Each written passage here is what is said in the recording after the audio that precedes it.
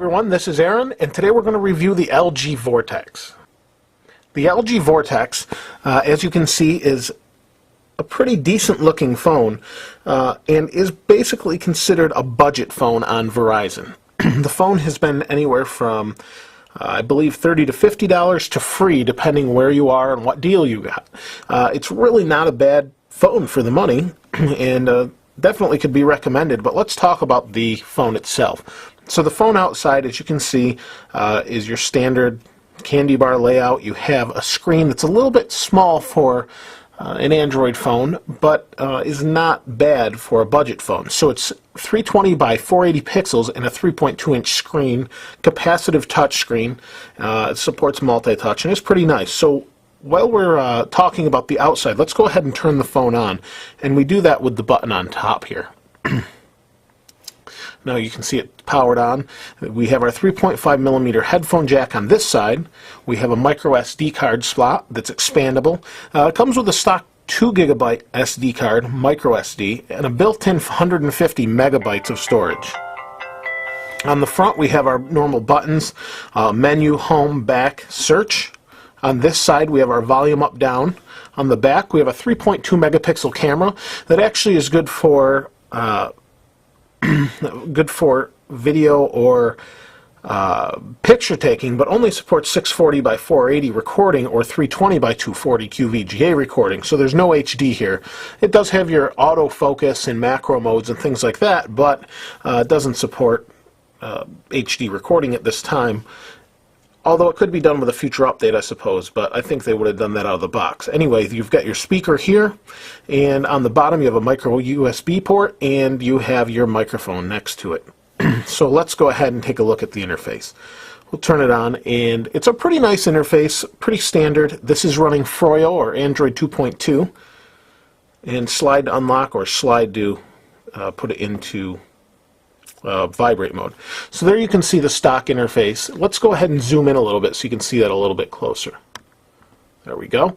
So here's the interface itself. Again, you can see on the bottom you have your standard dialer, contacts, messaging, and web browser. And because this is Froyo, we do have Flash built into the browser, which is really nice. For some reason they decided to go with Bing, and this interface is fairly similar to the Samsung. You have your email, market, and voicemail. Let's swipe to the side. I don't know who that number is, so Facebook, Twitter, YouTube, clock. These are all standard. I haven't played around, moved them around at all as far as that goes, although you can. Bing Maps, music, you know, your standard stuff here, and you have some extra room for whatever you'd like. Very chilly here, by the way. There we go. We slide down, and we have our normal, kind of what's becoming standard across the top. We have volume, Wi-Fi, Bluetooth, GPS, so on. So let's go ahead and slide that up. You can see it's kind of doing some funky things. Let me slide it up. And that might just be the sensitivity of the touchscreen. I believe this is plastic, and that may have something to do with it, some static or something. Let's go ahead and open the app drawer. And as you can see, here's the applications. Scrolls up and down. It actually is a pretty fast phone, but we're only working on a 600 megahertz processor here. So I guess for an overall idea, what I would say is this phone is basically like a really good last generation phone that's become a budget smartphone this year. So not a bad deal, really. So as you can see, here's the apps. These are kind of standard apps that come with it. And let's go ahead and show you the browser. So we'll go ahead and go to Zollotech, and this has swipe on it, although I can't use it for my site. And I mistyped already. Small keyboard for me, but probably fine for most people. Responsiveness is very good on this phone, and I think for a budget phone, there are a couple others out there that I'll be reviewing, but I think so far this is my favorite. Battery life is pretty good. It's supposedly 7.5 hours or almost 8 hours talk time, 500 hour standby, a 1500 milliamp battery, which is really great in this size device. It'll get you through a day without a problem. We'll scroll. You can see it's a little bit choppy. Speeds up as it loads, but not bad. I mean, for 600 megahertz, it's about expected. And we can zoom back down. You can see it's fairly slow, but this is my website. There we go.